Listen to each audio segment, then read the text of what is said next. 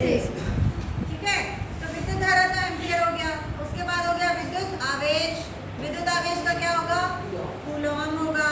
विद्युत किसका?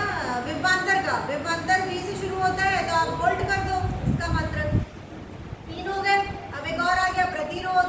अब किसी बंद परिपथ में अगर विद्युत धारा जो प्रवाहित हो रही है उसका जो बाधा उत्पन्न करता है जो उसके मार्ग में, उसको हम उसका प्रतिरोध कहते हैं।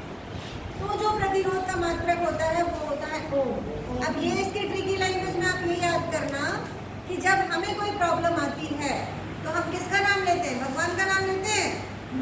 तो भगवान का नाम ओम टाइप है ना।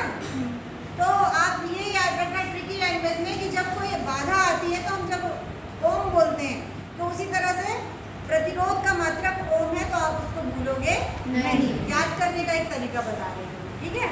तो बाधा प्रतिरोध का आप ये मान के चलो कि प्रतिरोध की जब आप डेफिनेशन पढ़ोगे या उसके बारे में जानोगे तो बस आप ये याद रखना कि किसी भी कार्य को करने में जब बाधा उत्पन्न होती है ना, कोई बाधा आती है ना, जब कोई भी हम अच्छा कार्य करते हैं तो बहुत सारी प्रॉब्लम्स आती है। कोई भी आता है तो प्रतिरोध एक ऐसा फैक्टर होता है जो प्रॉब्लम देता है, हमको काम नहीं करने देता। कोई भी काम हम कर रहे हैं उसमें बहुत सारे प्रॉब्लम्स आती हैं, तो इनको हम प्रतिरोध बोल सकते हैं। ये याद रखोगे तो भूलोगे नहीं। लेकिन हम अपना काम करना बंद नहीं करते हैं, हम किसको? ईश्वर को याद करते हैं, ठीक है। तो ओम उसका क्या है? मात्रक है, और वो काम होते रहता है, क्योंकि प्रतिरोध तो आएगा ही आएगा। हर जगह जहाँ भी हम अच्छा काम करेंगे वहाँ प्रॉब्लम आती है। तो ये आप याद रखोगे कि प्रतिरोध जब आए कि भाई प्रतिरोध क्या है, तो किसी परिपथ में विद्युत धारा को जो बाधा उत्पन्न करता है उसे हम कहते हैं प्रतिरोध। ठीक है, समझ में आया? तो इससे भी याद कर सकते हो ओम करके। अब ये सारी चीज़ों के आपको मैंने बता ही दिए हैं, इजी है, नामों से मिलते जुलते पूरे सिंबल्स हैं। फिर आपको मैंने बताया V = IR, ये हो गया ओम का नियम।